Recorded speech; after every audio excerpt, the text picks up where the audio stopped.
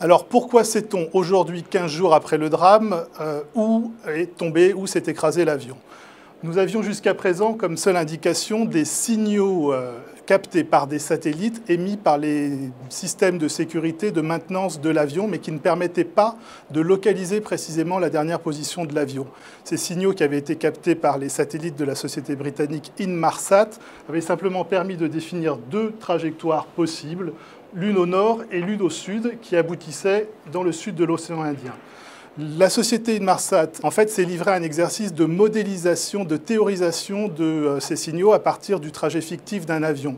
Et c'est tous ces calculs extrêmement complexes et qui n'avaient jamais été réalisés jusqu'à présent qui ont permis d'acquérir la certitude que la dernière position de l'avion se trouvait quelque part dans cette zone du sud de l'océan Indien, extrêmement éloignée de toute terre habitée et dans une zone totalement dénuée de sites possibles d'atterrissage.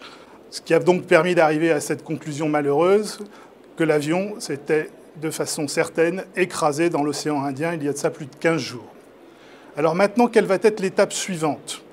Le fait de retrouver des débris permettrait déjà aux enquêteurs, toujours à partir de la modélisation des courants et des vents, d'essayer de revenir en arrière dans le temps, de remonter jusqu'au lieu supposé du crash. Une fois cette zone identifiée, les recherches sous-marines pourront véritablement commencer, qui s'effectueront avec des sonars remorqués, qui s'effectueront éventuellement même avec l'aide de sous-marins, cela s'est vu dans le cas du Rio-Paris, pour pouvoir détecter le signal des balises de détresse liées aux enregistreurs de vol, ou bien l'épave de l'avion ou des morceaux suffisamment gros pour pouvoir être repérés au milieu des fonds sous-marins.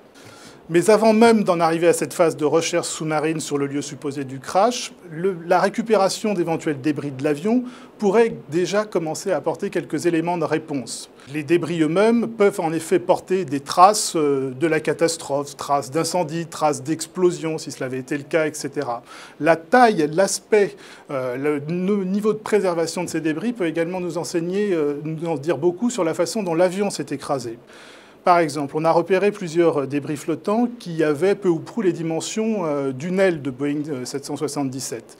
Si l'on récupérait un tel élément de structure, une aile d'avion, cela indiquerait probablement que l'appareil s'est écrasé non pas en piqué, mais plutôt à plat, un peu comme ce qui s'était passé là encore une fois pour le Rio-Paris. Ce qui augmenterait les chances de pouvoir retrouver une épave de taille suffisamment conséquente pour être repérable au milieu des fonds sous-marins par les sonars. Néanmoins, il faut bien se dire qu'on ne connaîtra la totalité du scénario, on ne saura véritablement ce qui s'est passé dans l'avion que si on récupère les deux enregistreurs de vol, l'enregistreur des conversations dans le cockpit et l'enregistreur des données du vol, deux éléments qu'on appelle les fameuses boîtes noires, qui sont en fait des boîtes blindées de couleur orange. Les chances de les récupérer dépendront en fait de la possibilité de localiser les balises de détresse ou de localiser une grosse partie de l'épave.